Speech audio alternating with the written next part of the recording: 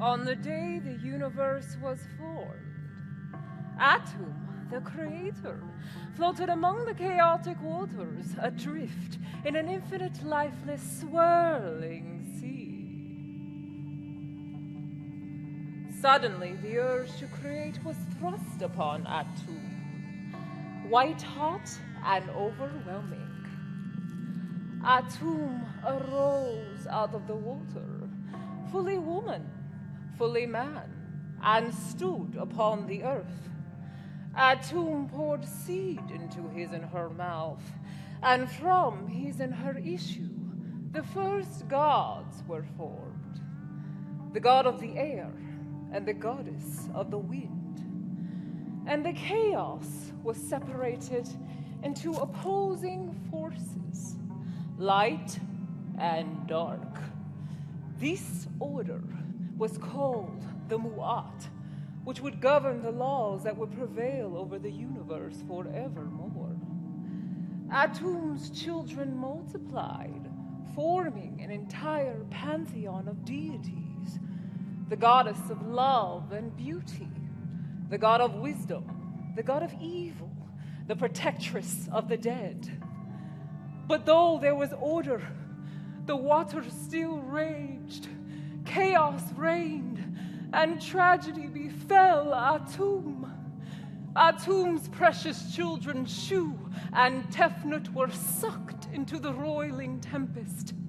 Atum, distraught, searched throughout the earth for his and her children, and when they were found, Atum cried tears of joy. It is from these tears, from the mud that was formed when they hit the earth, that we humans were formed. We, too, could create with thought like Atum, but we were to worship the gods and uphold the Mu'at. Many, many lifetimes later, in the glorious Blacklands, in the land of Kemet, the divine potter who fashioned many of the gods themselves, fashioned me with his potter wheel, and breathed into me the breath of the gods. And my god, Amun-Ra, spoke, saying, "Welcome, my sweet daughter, my favorite, Mu'at-Kara Hatshepsut, thou art king. Take possession of the two lands." And so I did. I always knew what I would become.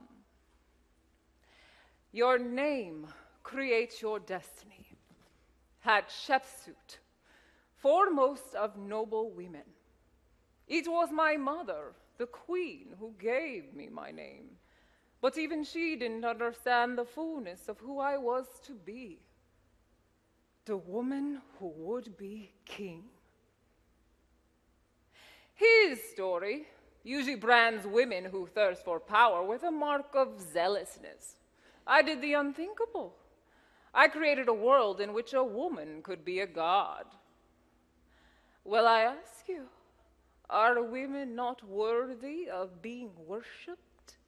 Can we not birth and guide life into this world as gods do? In essence, we are the truest form of God's nature. Hate me if you will. Say what you must. Say I am scheming, desperate. But before you judge me, hear me.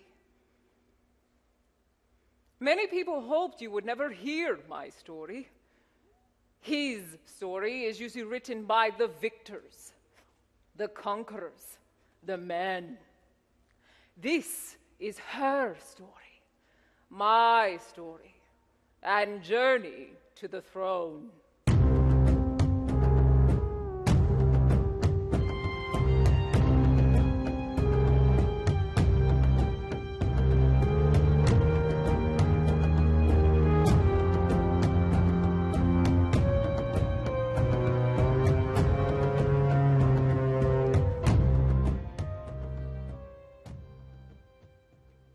It all began began with the woman who birthed me, my mother, Esosa. She often said she wished I were a boy. If I could become queen and produce the next heir, our royal family legacy would live on. This was her obsession. She would never relent. And so I learned all that was becoming of a queen. I also learned much from my mother by observation. My mother believed a lie is not a lie if it has some semblance of truth in it. My mother was a chronic liar. She lied her way through court. She never told her true age. She flattered courtiers she despised. And sometimes I thought if it were advantageous, she would have lied about me being her daughter. Her way of loving me was to desperately mold me into an image that satisfied her longing for social approval. An image that made for great stories at the court. Oh, yes, my daughter, Hatshepsut, she's coming along quite well with her etiquette. She loves playing with her dolls. When in reality, ha! Ha! Ha! Ha! Ha! Ha! It's not fair! You had the advantage! Another round! I said another round! I will be king!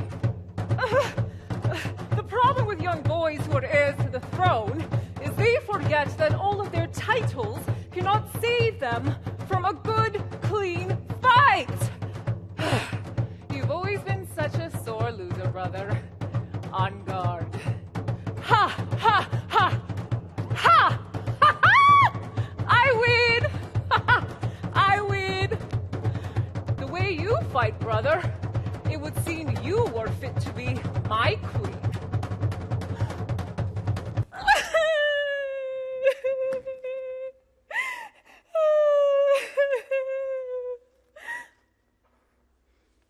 Hatshepsut?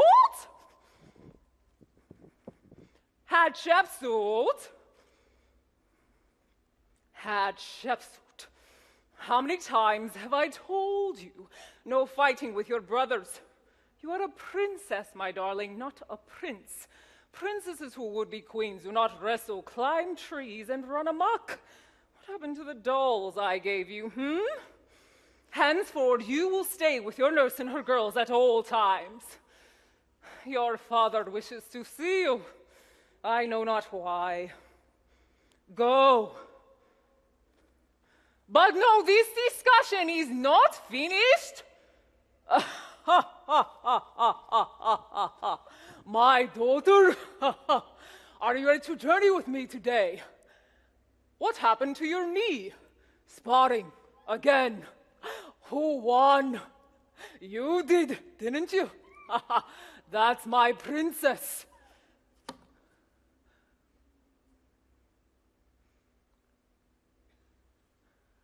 Today you will journey with me to the temple at Karnak. I will give an offering that only pharaohs can give. I will pay respects to Mu'at, ruler of divine order. You remember all I have taught you about Mu'at? Repeat it to me. How do you know what is good and what is evil? One who does evil lies, cheats, and will not sleep. She who wrongly desires possessions, begins wrong actions, shall surely receive correction from the goddess Mu'at. One who does good is pure in word and pure in deed. Righteousness is her own true creed. She considers others, she walks in peace, and for her obedience, the gods bestow her with eternal grace. Ha ha ha ha ha! That's my princess. Come, let's go. And so, I journeyed to the temple at Karnak with my father.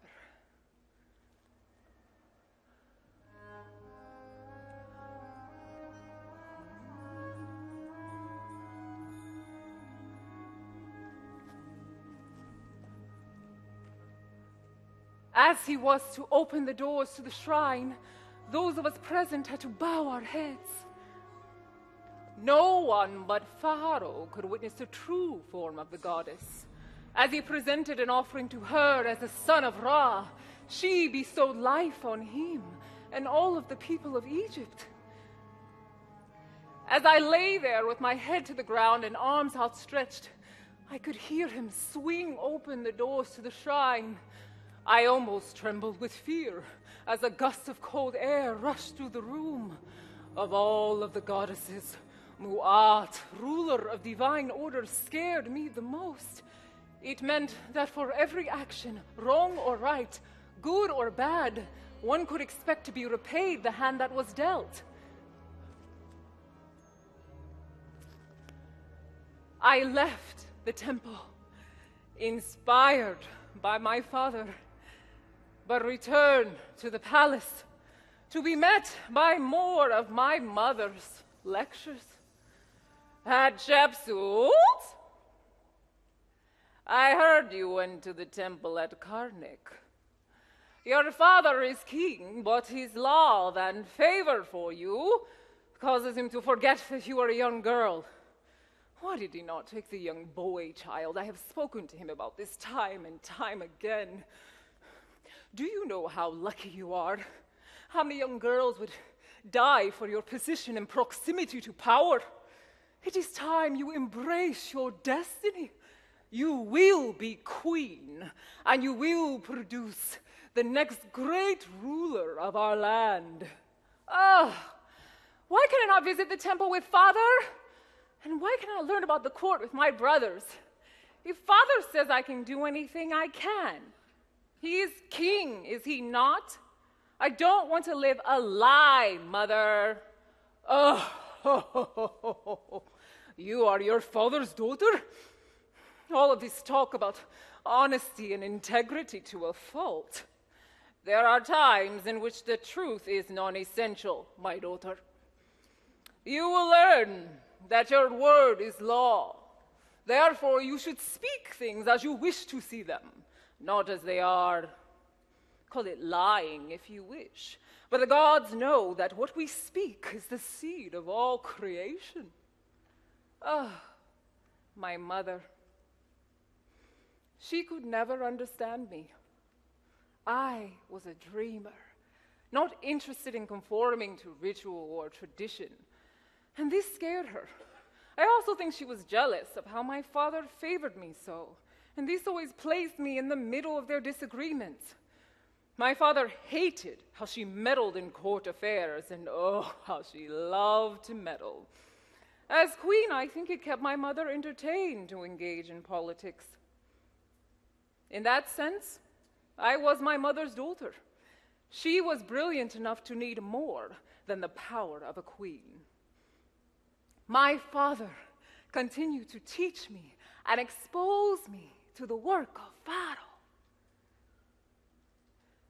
until his sudden death.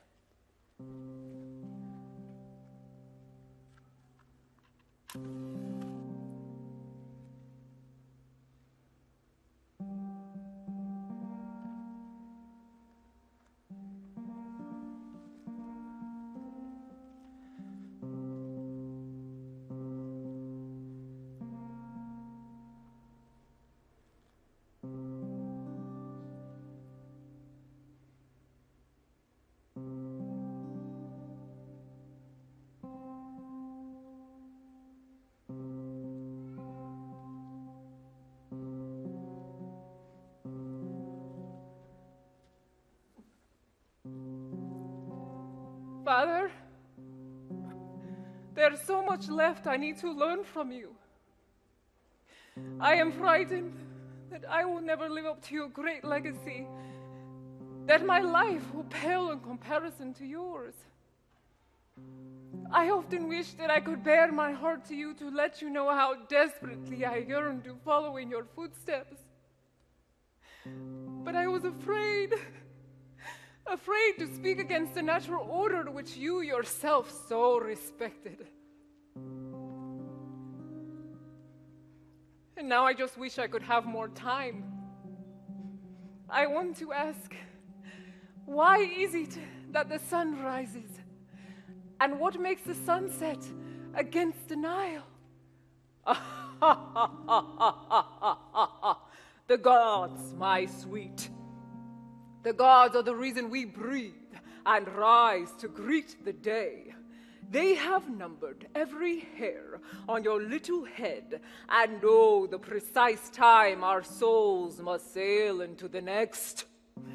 Everything we see is an orchestration of the divine.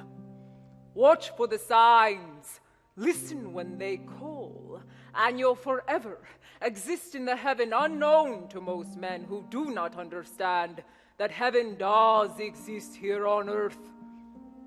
For the mortals who have learned to trust in the mysteries of the unseen, anything is possible. The gods supply every need. They hear every call. They will aid you if you let them. You have their favor, and you have mine. Of all of my children, you are the one most capable of leading Kemet into a new era. Remember, my daughter, I gave you my cup. Let it be a pact between us that you will one day rule our great Kemet.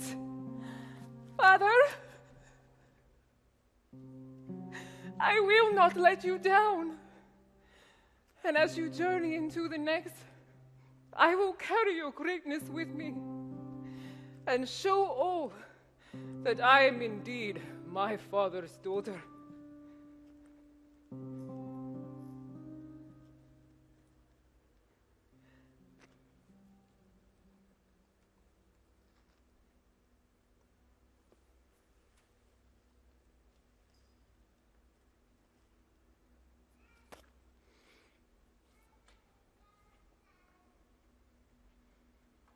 Upon a pharaoh's death, a formal announcement must be made of who his successor will be.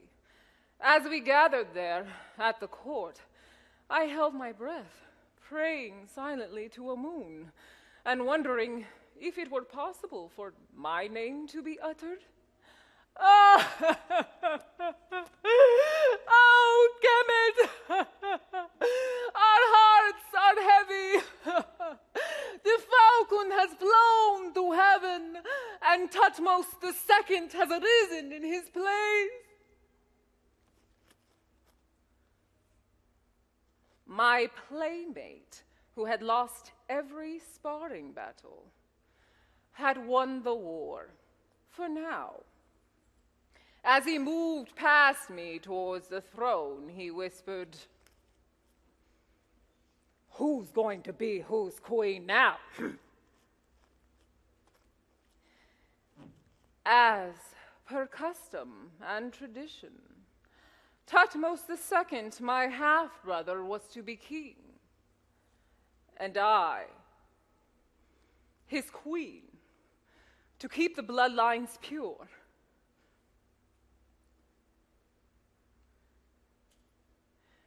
At that moment, I could hear my mother's voice echoing in my head. Love should never take precedence over royal obligation.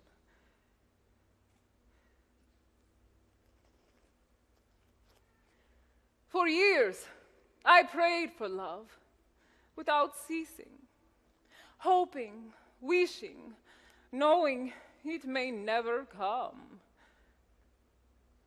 Until the day I saw Senmut. The beautiful feast of the valley was upon us, and we celebrated the revealing of Ra to the masses. Senmut caught my eye. There was something about him that drew me in. We could not speak. We could not touch. Yet it felt as though we were lost in a dance.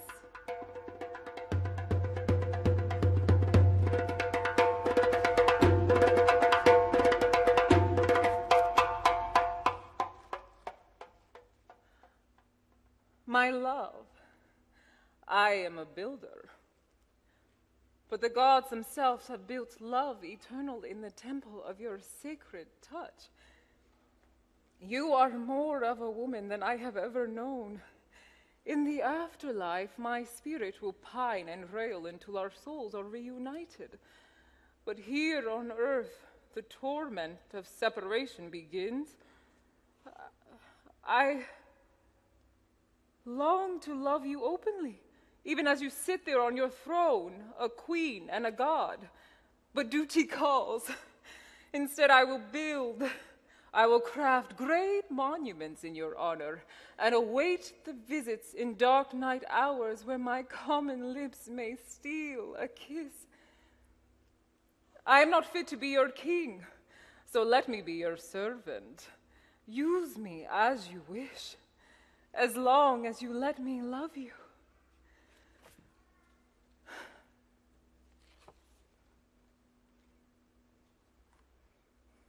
But I was a married woman.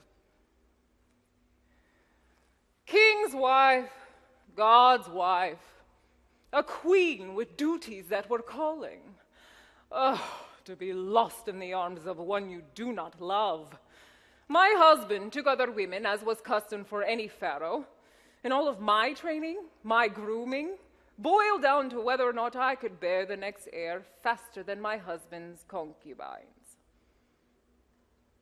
Being with Thutmose II was torment. There was no passion, no fire, and the friendship that we once had when we were young withered away under the pressure of our royal obligations. I escaped the monotony of our union in the arms of my lover. But nothing, absolutely nothing, escapes my mother's attention. No. Hatshepsut! Hatshepsut! What is this I hear of you and the commoner? Tell me now, there is no shred of truth in it. Royal blood cannot intermingle with common blood. You know this. He is beneath you. He is not worthy to touch the hem of your garment. Let the men have their women. They have their concubines. But it is us, the royal wives, that must fulfill our duty. The king is free to sample from his choice of harlots, and we both know he feels more passion for his concubine Isis than he will ever feel for me. He's allowed to openly love another woman, and I'm supposed to resign myself like a martyr to my royal obligation? Beyond that, he disgusts me. His weakness and his form leave everything to be desired.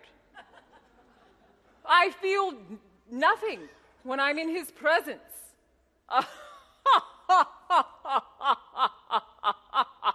Hatshepsut, more is at stake here than your feelings. Feelings are irrelevant. Feelings are dangerous. Should an entire generation lose its claim to the throne because you don't feel like lying with your rightful husband, and yet you choose to consort with a commoner? He is beneath you. Do not disgrace me. Senmut loves me, mother, and I will not give him up and lock myself in the prison that is my husband's chamber. Look at you and father. I don't want to wake up years from now and realize that I didn't embrace the one thing in this world that brings me true happiness, just like you did with your courtier. Oh, how dare you speak of my personal affairs?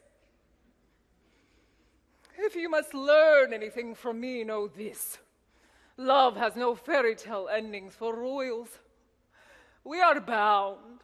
Love cannot flourish in our lives. It is suffocated by ritual, by service to the gods in our great nation. Do you know what it is like to be taunted, called barren? Mark my words, daughter. You will be mocked in the courts and in the streets. How do I know?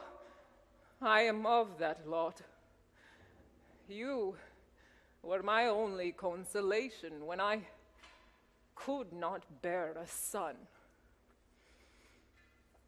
If you fail to produce an heir, you will fail not only me, but the gods, the kingdom, and your dear departed father.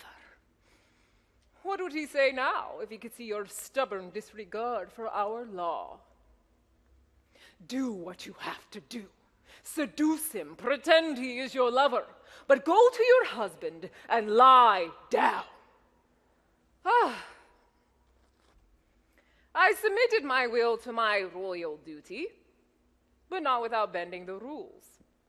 I was to give birth to the next heir, or at least appear to do so. And so I went and I laid with my lover, Senmut, first, and then with my husband, Tutmos II. Soon, I was pregnant. And after many months of anticipation,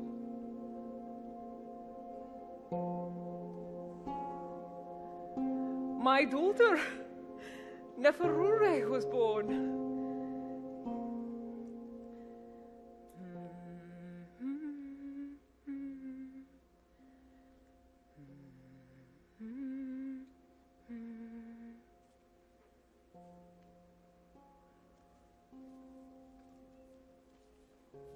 My love, is she mine? Why will you not tell me? Sometimes I swear I see my eyes in hers, or the bend in her nose like mine. And then I think to myself, what if she is my daughter? That would make her half common, half royal. She would be the bridge between our two worlds. Never once did I ask you what happened the night you stole away to your husband's chamber. I was awake, and I was filled with rage and despair at the thought of him being with you. You say you love me. It is my right to know she is my daughter by blood. I've already accepted her into my heart. I would give anything to have the freedom to love you openly. I am required to love our nation more than anything. Even you, Senmut. As my daughter grew older, there was still pressure on me to bear a male heir. Before I could even think of conceiving another child with my sickly, tormented husband, he departed the earthly realm to be with the gods. Our land mourned the sudden loss of its pharaoh, but Kemet was the better for it.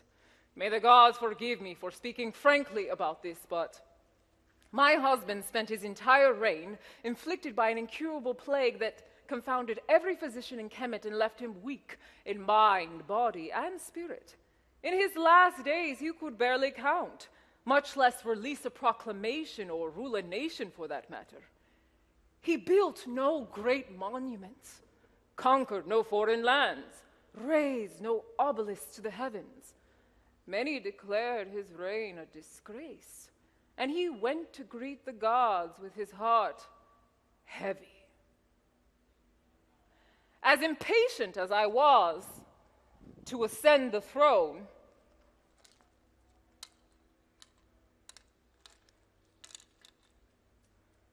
I had to wait for direction from a moon.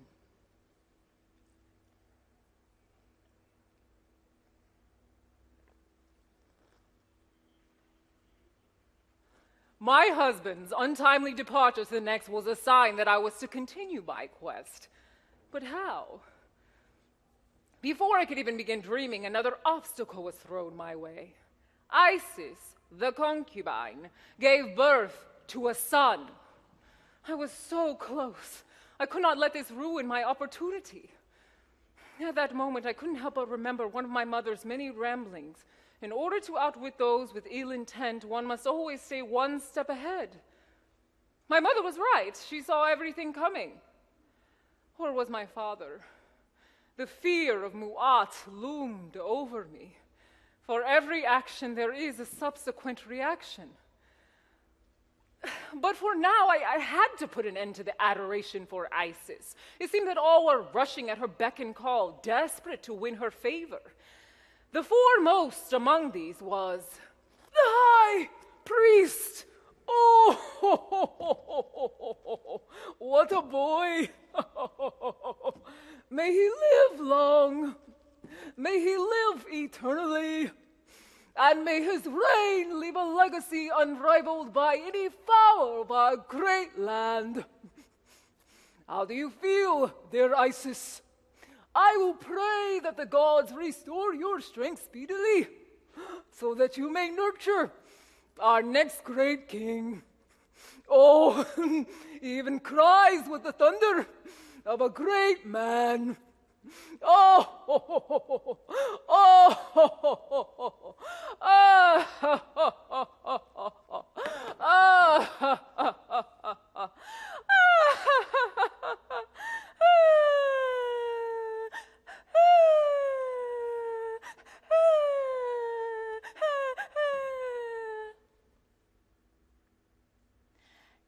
There, my prince. I am here, and I will never leave your side. All my life I dreamed of being someone. I am no royal by blood or by station, but I yearn to matter. From the fields to the palace to the company of our great king, I pray to the gods to have mercy on me, to use me for something great.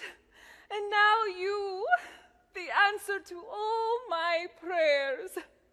You have given me the whole wide world. You, my son, will be king. I gave birth to a king.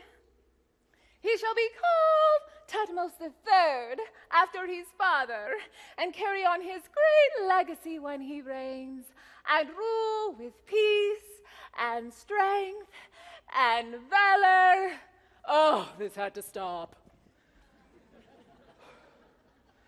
Isis was a mere harlot, and her wide-eyed earnesty was tugging on the heartstrings of the priests and the members of the court. If I allowed this to continue, soon this concubine would think she had the authority to give me orders. You speak out of turn, harlot. Who's to say he shall reign? The king's body is not yet cold, his memory still calls for weeping, and yet you already speak of his successor. Shame on you. Shame on all of you. I will not have it. You are a commoner, Isis, and am I not king's wife? You are dismissed for now, Isis.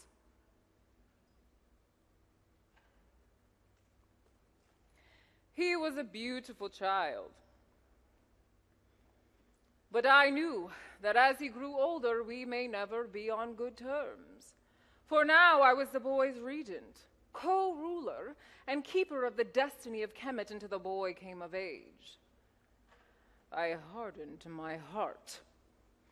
Feelings were irrelevant to one whose quest it was to rule a nation, even if I, too, knew what it was to possess a mother's love. Mother! Mother! Mother, come play with me! This doll is the prince, and this doll is me, the princess. Do you like the dress Nurse and I made for her? When I grow up, I want to be the most beautiful princess in the entire world. And then the king will pick me, and then I will be queen. I will rule over everything, and everyone in Kemet shall know my name. Okay, so you can be the prince, and I'll be the princess waiting for you to ask her to court. Okay? Here. Who gave you these dolls, my dear? It was your grandmother, wasn't it? My. She finally found use for them. When I was a little girl, I wasn't very fond of dolls at all. When I was a little girl, I dreamed of being king. But women can't be kings. Grandmother says that I must play with my dolls and learn my etiquette. She says that now that father is gone, that I have to be ready to be queen to the next king. Is that true?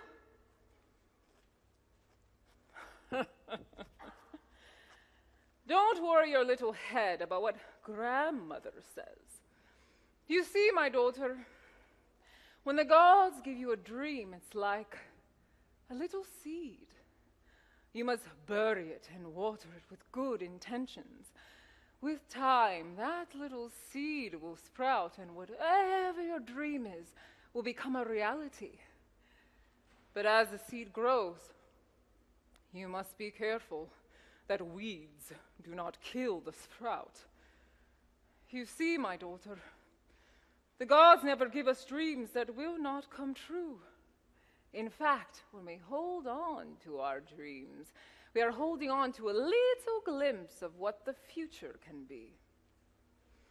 So you are already the most beautiful princess in the entire world, if that's what you wish to be.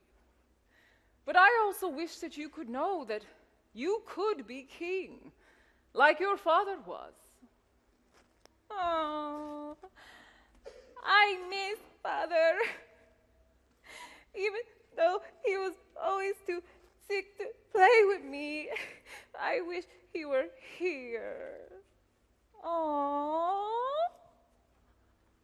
I know you do, my dear. Just like you, my father died when I was a young girl, but he's always with me, just like yours is with you. Do you see this cup? My father gave it to me, and I swore to him that I would take the throne. When I do it, my daughter, I will pass it on to you. Now that your father is gone, things are going to change. I don't want you to be scared, my sweet, but I need you to be strong. Senmut and I will take care of you. Now go show grandmother your dolls.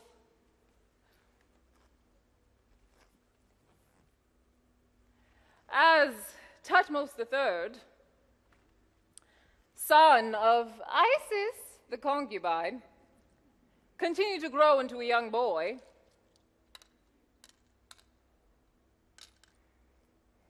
the time to strike was drawing nigh.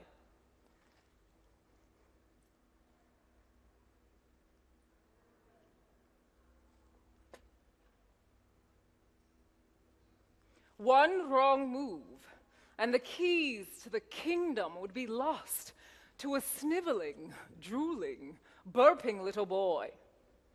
How could I call myself a lover of Kemet, a citizen of my country, and allow our nation to be run by a child? A discerning eye and maturity was needed not only to keep our adversaries at bay, but to envision the future. Like my forefathers, I desired expansion, but not through war, through peace. All of my dreaming would be of no use if the oracle declared the boy pharaoh.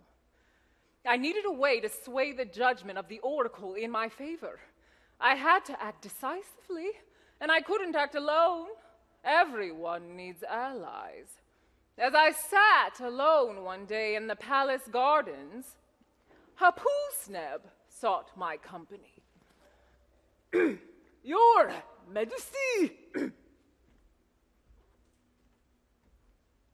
Why does it seem your heart is heavy?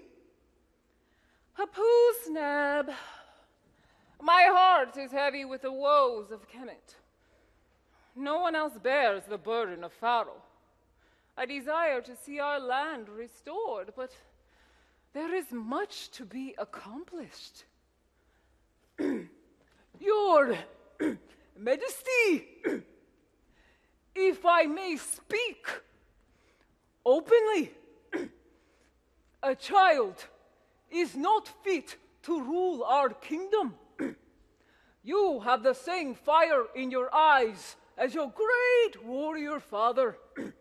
You know the people, you know the law, and in my humble opinion, could very well rule Kemet. if you are in need of an ear to ease the burden you carry, I am humbly at your service. Before your father's transition, he gave me this scarf, and I swore to him that I would serve Kemet until my final breath. I knew it was a sign that Hatshepsut was going to be one of my greatest allies, and so I asked him to take the position of High Priest of Amun when I became pharaoh, and he agreed. As High Priest of Amun, Hatshepsut would deliver the voice of the oracle to the people, which was to come from the gods themselves. In his proclamation, he could declare me king, and no man or woman, common or royal, could protest the prophecy. I was growing anxious, but I was awaiting a sign from Amun on what to do next. Your Majesty, the ladies in waiting have informed me that the boy king and your daughter, Neferure, have been seen playing together. I presume his mother, Isis, seeks to forge a bond between them, so that if her son becomes pharaoh, he may take your daughter as his bride. The boy himself cannot oppose you, but with his mother speaking and plotting on his behalf, he becomes dangerous. I suggest you speak to her. And so, I called upon the harlot. Isis. You sent for me, Your Majesty? Word has gotten to me that your son has been playing with my daughter, Neferure. From this day forth, I will bar those meetings. May I remind you, Isis, that you are just one of the many former harlots of our late king, my husband. You are the boy's mother, but no royal blood runs through your veins. All decisions about Thutmose III's comings and goings must be approved by me. That is all. But if I may speak, Your Grace, I am sorry that your daughter may no longer play with my son. I must say, the time I spent watching them together was educational.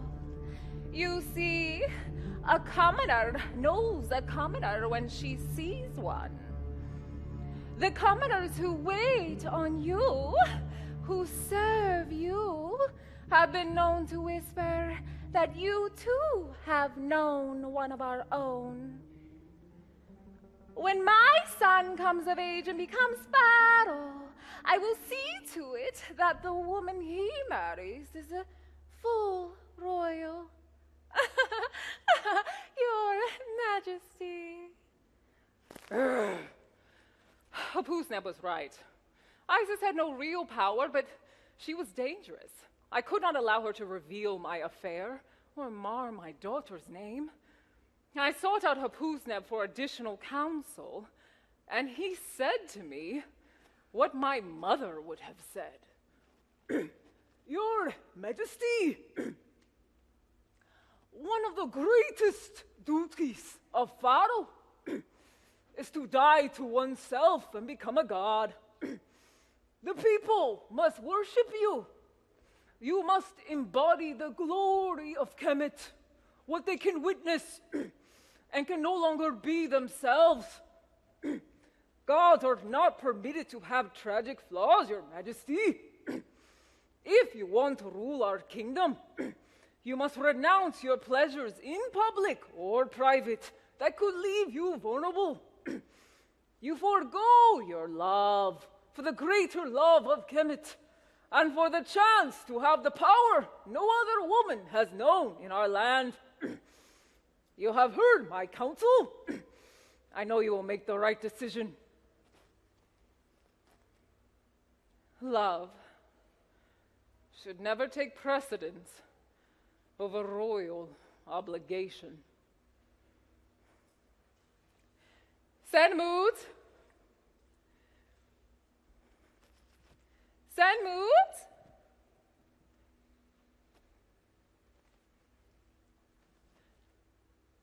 Sanmut? You are the greatest builder our land has known, and I will see to it that your legacy is preserved for generations to come. However, I am unable to keep your company in my private chambers any longer. Our close ties, once I ascend the throne, will leave me vulnerable, and you as well. I know you may not forgive me for the pain that I am causing you now, but I do it for your sake, mine, and for the love of Kemet. Sanmut!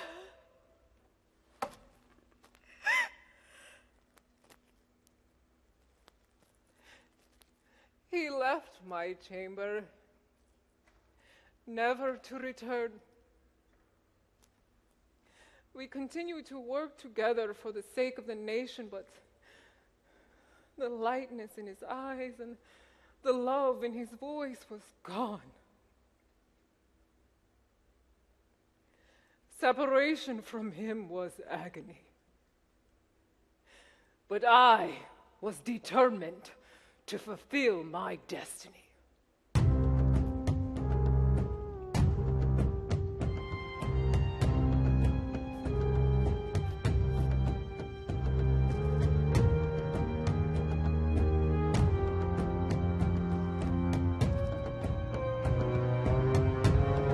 The time had finally come.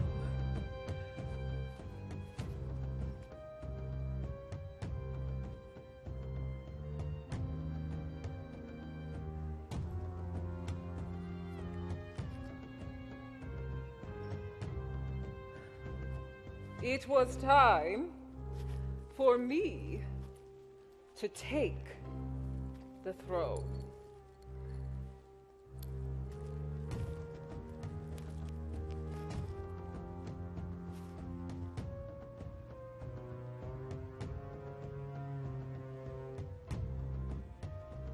The day I became pharaoh, there were foreign princes in our midst. The boy king sat on his throne. Hatshepsut had ensured he was wearing an ill-fitting crown. The crown was almost so big it drowned out his face. All were in their rightful places. The princes, the scribes, the courtiers, all were waiting on me, regent. I allowed them to wait longer, so the anticipation for my entrance grew.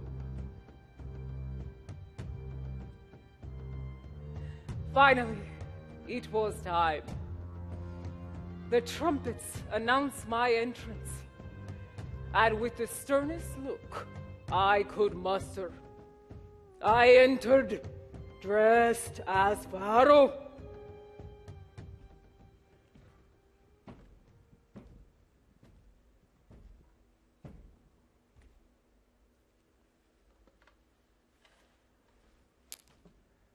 A hush fell over the crowd. Some gasped, some whispered amongst themselves. Hatshepsut followed behind me with the other priests carrying an altar idol of our god. When they reached the throne, Hatshepsut placed the altar in front of me. Hatshepsut stepped forward. People of Kemet, the oracle has spoken. Our God himself proclaims, this is my chosen one, Moat Kara Hatshepsut, thou art king. Take possession of the two lands. Worship her as sovereign, all you builders, farmers, slaves. Worship her, all you priests, scribes, generals. Hearken to her words. Unite yourselves at her command. At that moment, Hatshepsut grabbed the sacred crook and flail from Thutmose III's hands and placed them in mine. I held my breath. Hatshepsut fell on his knees before me, and the other priests followed suit. Slowly, in the crowd, they all began to kneel until they all bowed down. I don't know whether or not Hatshepsut planted someone in the crowd or whether or not he himself shouted out, "May he live eternally, long may he reign," and the crowd began chanting, "May he live eternally, may he live eternally." At the front of the crowd, I spotted my mother, Esosa, with tears streaming down her face. She did indeed produce the next heir to the throne.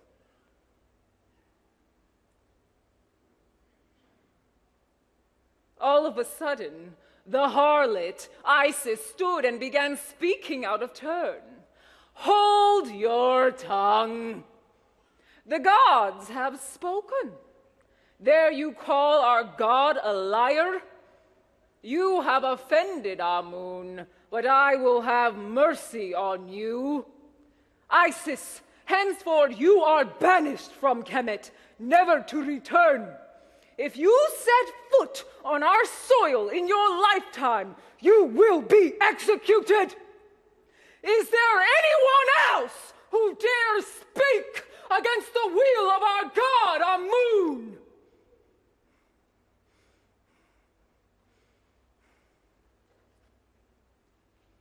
On the day I was conceived, the gods themselves saw fit to visit our land in earthly form. Oh yes, our god Amun-Ra took form as my father and made love to my mother. My legacy and my lineage are divine in origin, and it was revealed to me since my youth that I would one day rule our great Kemet.